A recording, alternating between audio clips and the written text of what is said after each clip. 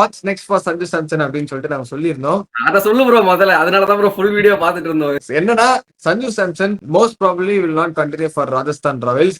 எங்களுக்கு நாங்க பார்த்த சிச்சுவேஷன்ஸ் எல்லாமே வச்சு பார்க்கும்போது சஞ்சு சாம்சன் ராஜஸ்தான் ராயல்ஸ் இதுக்கு மேல விளையாடுவாருன்றது நம்பிக்கை எங்களுக்கு பர்சனலா கிடையாது.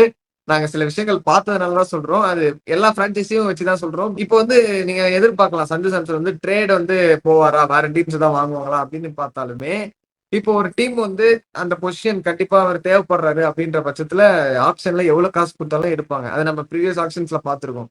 So Sanju is most likely to come for mini action. அந்த ட்ரேட் வந்து போக மாட்டாரு அந்த ஆஸ்பெக்ட்ல பார்க்கும்போது. ஓகேங்களா? சோ இப்படி சஞ்சு வந்து மினி ஆக்ஷன் வராருன்னே வச்சுக்கோங்க.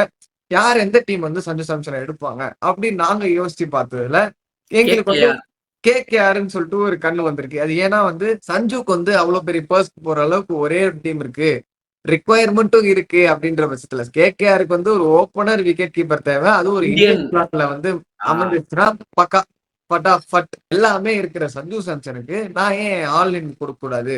வெங்கடேஷ் ஐயரை கொடுத்துட்டு ஆல் இன் சஞ்சு சாம்சன் போட்டு எடுக்கிறேன். அதுக்கப்புறம் ஒரு கேப்டனாவும் சஞ்சு சாம்சன் ஃபிட் ஆயிடுறாருன்னு வச்சுக்கோங்க. எல்லா ஆஸ்பெக்ட்லயும் ஒரு 25 கோடிக்காச்சும் போவாங்க கேகேஆர். அதுக்கான பர்ஸும் வந்து அவங்க கெத்தா வச்சிருக்காங்க. அப்படின்ற பட்சத்துல சஞ்சு இதை கண்டிப்பா யோசிப்பாரு. இந்த மினி ஆக்ஷனுக்கு வர்றதுக்கான சான்ஸ் நிறையவே இருக்கு. Most probably will not play for Rajasthan Royals. ஓகேங்களா?